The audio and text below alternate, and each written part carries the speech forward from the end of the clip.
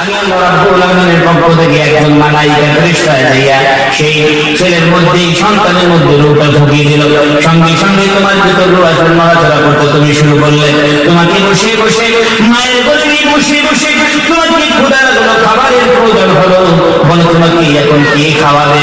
পৃথিবীর কোনো প্রধান, পৃথিবীর কোনো পঞ্চায়েত, পৃথিবীর কোনো নেতা, পৃথিবীর কোনো পিএম, পৃথিবীর কোনো মুখ্যমন্ত্রী, কোনো প্রধানমন্ত্রী মায়ের পেটের খাদ্য নিয়ে জীবনে কোনোদিন ভাবে নাই।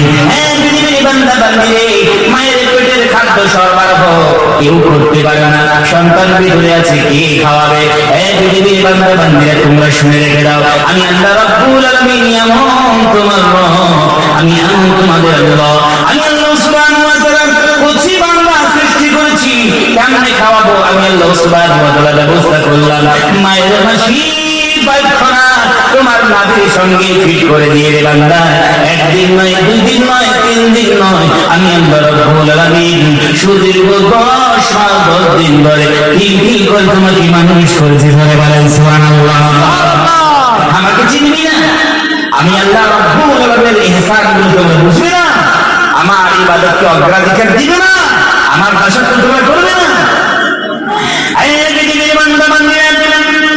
আমি আল্লাহ রাব্বুল আলামিন দেখো এমন নয়, পৃথিবীতে যখন তুমি এসেছো তোমাকে মুখ দিয়ে খাইয়েছি, আর মায়ের গর্ভে যখন ছিলে আমি নারীর ভিতর দিয়ে খাইয়েছি।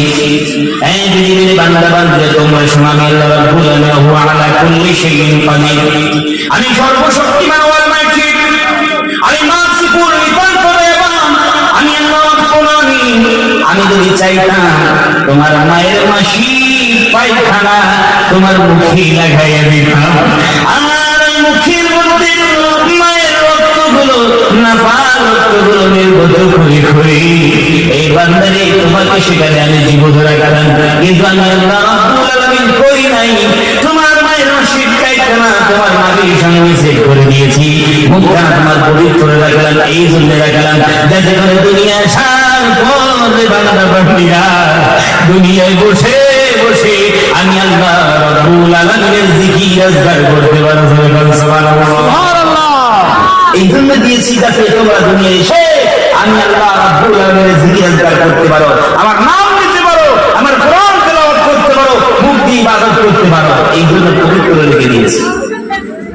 আর আমরা পৃথিবীতে সলিমউদ্দিন করিমউদ্দিন খান দুনিয়াতে আমরা সবাই এসে আল্লাহর বানানো পবিত্র মুখখানা বিড়ি সিগারেট লাল পানি খাইয়ে খাইয়ে অপবিত্র করে দিয়েছি। বলে কি আপনাদের দিকে মানুষগুলো খায় না?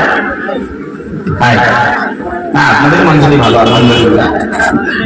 বিড়ি সিগারেট খাইলেন, তারপরে আবার যুবকরা এখন লাল পানিতে আমার ঘরে বেশি যাচ্ছে। লাল পানি বুঝে মদ, শরাব পান করে, মদ পান করে, তারা এই মুসলিম সমাজের যুবকেরা। এই যুবকেরা আমার ভাই একটা কথা আপনাদেরকে বলি, এই যে জিনিস কেন খান?